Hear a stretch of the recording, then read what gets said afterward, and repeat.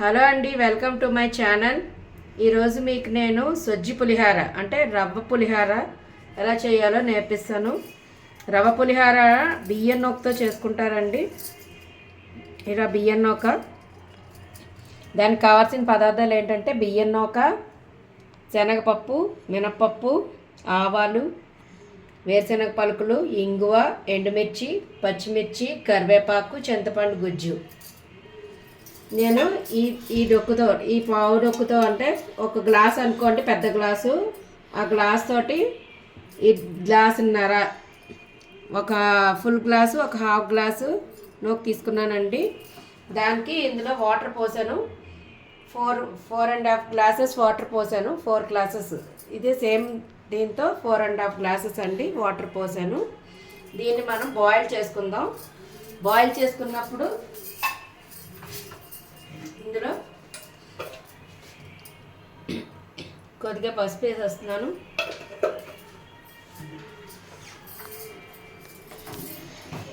కొద్దిగా ఆయిల్ కూడా పోస్తున్నాను, ఎందుకంటే ఆ నూక విడిగా రావడానికి. ఆయిల్ వేసుకోవడం వల్ల ఏమవుతుందంటే నూక పొడి పొడిగా వస్తుందండి. 4.5 కాదండి, 4 గ్లాసెస్ వాటర్ తీసుకోండి. 1.5 గ్లాస్ బియ్యం నూక అయితే 4 గ్లాసెస్ వాటర్ తీసుకోండి. అది మనం ఫస్ట్ దాన్ని బాయిల్ చేసుకుందాం.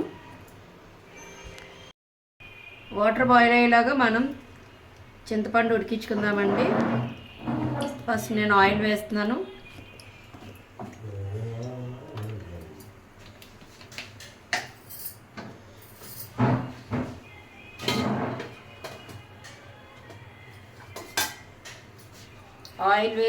ఆయిల్ వేసిన తర్వాత దాంట్లోకి శనగ పలుకులు, శనగపప్పు, పోపు దినుసులు అన్నీ వేసేద్దామండి. ఇది ఫ్రై చేయాలి. ఆయిల్ ఇది పోపు వేగిపోయిందండి. దీంట్లో మనం ఇప్పుడు పచ్చిమిరపకాయలు, కరివేపాకు వేసుకుందాం.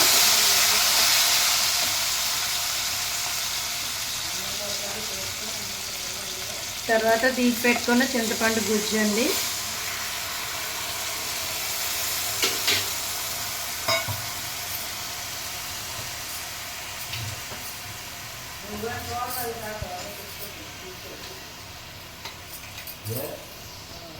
టేస్ట్ కోసం కొద్దిగా షుగర్ వేస్తున్నాను, బాగుంటుంది.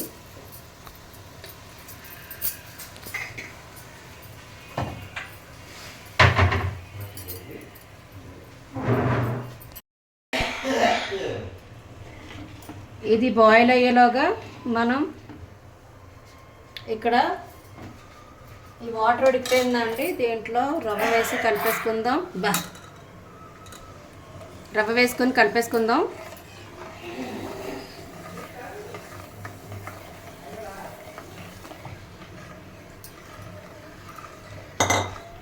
ఇలా కలిపేసుకొని దీన్ని ఇట్లా సిమ్లో పెట్టి కొంచెం సేపు మూత పెట్టుకుందామండి.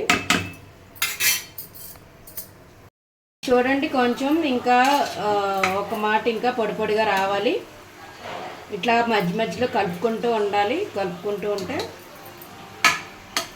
మన రవ్వ పొడి పొడిగా విడిపోతుందండి. చూడండి, ఇదిగోండి, ఇలాగా మనకి రవ్వ మొత్తం ఇలా ఉడికిపోయింది. బాగా పొడి పొడిగా వచ్చేసింది, బాగా ఉడికిపోయిందండి. ఇక్కడ మనకి చింతపండు పేస్ట్ కూడా రెడీ అయిపోయింది. ఆయిల్ ఇట్లా పైకి తేలేదాకా మనం ఉడికించాలి చింతపండు పేస్ట్ని. ఇది కూడా రెడీ అయిపోయింది. దీన్ని స్టవ్ ఆఫ్ చేసేసుకుందాం.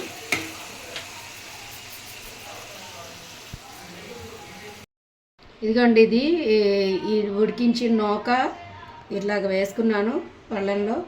దీని మీద కొద్దిగా ఆయిల్ వేద్దాం, ఎందుకంటే కొంచెం ఇంకా పొడి పొడిగా రావాలి.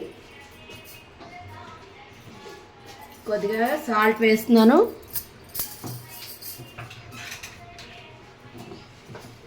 మనం దాంట్లో చింతపండులో కానీ దీంట్లో కానీ సాల్ట్ వేసుకోలేదండి, సాల్ట్ యాడ్ చేస్తున్నాను.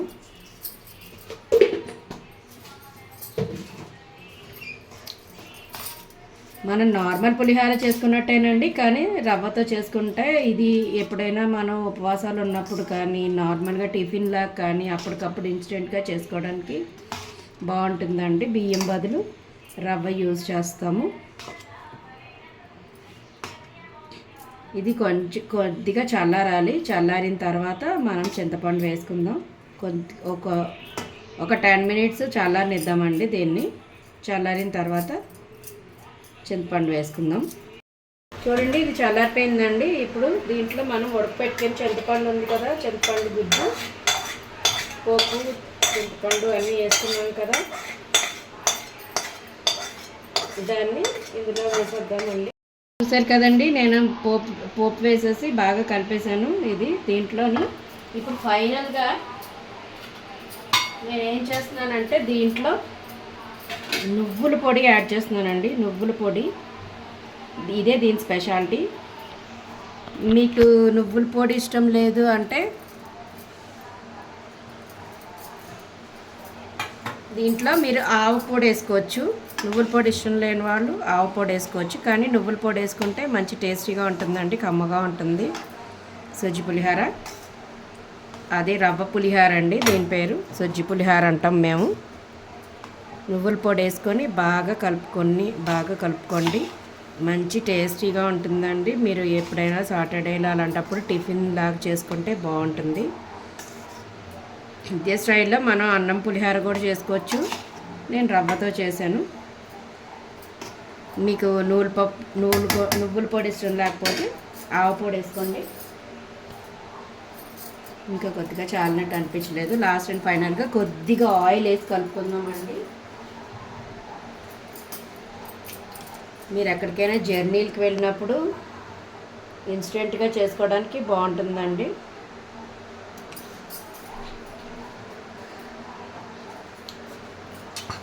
చూసారు కదండి ఎంత బాగుందో. రవ్వతో పులిహార, నువ్వుల పులిహార రెడీ అయిపోయిందండి. చూడండి ఎంత బాగుందో. ఈ వీడియో కనుక మీకు నచ్చినట్టయితే లైక్ చేయండి, షేర్ చేయండి, సబ్స్క్రైబ్ చేయండి. మళ్ళీ ఇంకో ట్రెడిషనల్ వంటతో మీ ముందు ఉంటానండి. బాయ్ అండి.